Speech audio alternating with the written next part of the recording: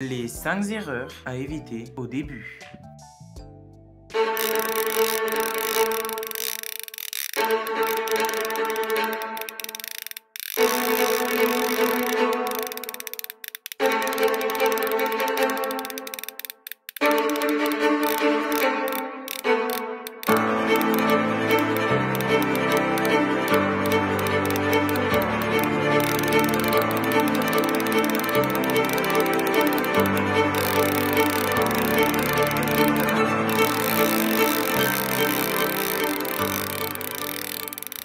Avant que la vidéo ne commence, je voulais vous prévenir que je ne regarderai pas en face parce que j'ai recommencé tous mes clips parce que sinon je bégayais et je voulais regarder absolument les feuilles pour voir une bonne vidéo, quoi. Sur ce, je vous laisse avec la suite de la vidéo. Bon visionnage et n'oubliez pas de vous abonner.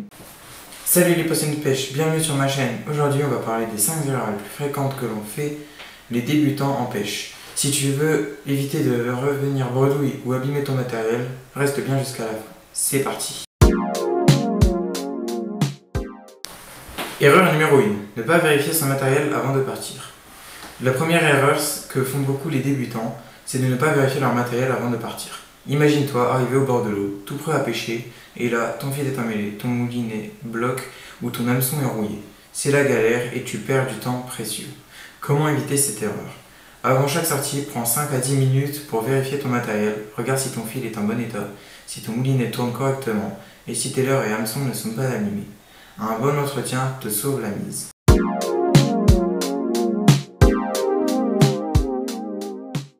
Erreur numéro 2. Utiliser un fil trop épais ou trop fin.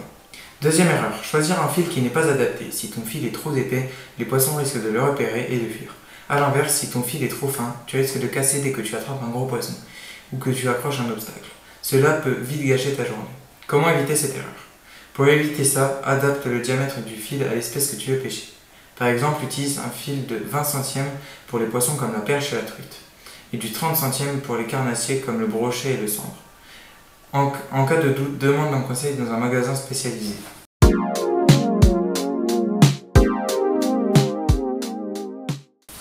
Erreur numéro 3. Choisir un mauvais spot de pêche. Troisième erreur. Ne pas prendre le temps de choisir un bon spot de pêche. Les débutants ont tendance à s'installer n'importe où, juste parce que c'est accessible ou joli. Mais si les poissons ne sont pas là, tu peux passer des heures sans une seule touche. Comment éviter cette erreur? Faites des recherches avant de partir, observez l'eau, les zones où les herbiers, des branches immergées ou des variations de profondeur sont souvent des endroits où les poissons se cachent. Et n'hésitez pas à demander des conseils aux pêcheurs locaux et consulter des cartes de pêche.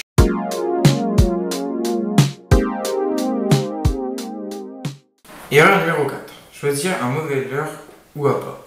La quatrième erreur, c'est de mal choisir son leurre ou son appât. Par exemple, utiliser un leurre énorme pour la pêche des poissons de petite taille, ou un appât qui ne correspond pas à l'espèce visée. Résultat, aucun poisson n'est mort et tu te demandes pourquoi. Comment éviter cette erreur? Adapte ton leurre ou ton appât à l'espèce que tu veux attraper. Si tu pêches des petites perches, opte pour des petits leurres souples.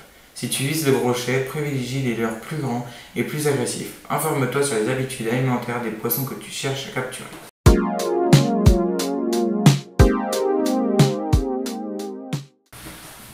Et enfin, pour finir, l'erreur numéro 5, ne pas adapter sa technique de pêche. Enfin, la cinquième erreur, ne pas adapter la technique de pêche. Les débutants ont tendance à répéter sans cesse les mêmes gestes, sans réfléchir. Même si ça ne marche pas, par exemple, pêcher toujours à la même profondeur ou utiliser une seule méthode. Comment éviter cette erreur? Sois flexible. Si ça ne mord pas, change la profondeur, varie la vitesse de récupération ou essaye un autre type de leurre. La pêche est un mélange d'observation et d'expérimentation que tu essayes. Plus tu essayes, plus tu augmentes tes chances de réussir. Et voilà, c'est maintenant la fin de la vidéo. Je sais pas pourquoi, je n'avais pas fait de clip, donc du coup je vais finir en voix off. N'hésitez pas à liker, vous abonner, commenter si vous avez aimé. N'hésitez pas à commenter si vous avez aimé les nouveaux types de montage que j'ai fait un peu. J'ai pris 2 jours à faire ça, 2 jours entiers.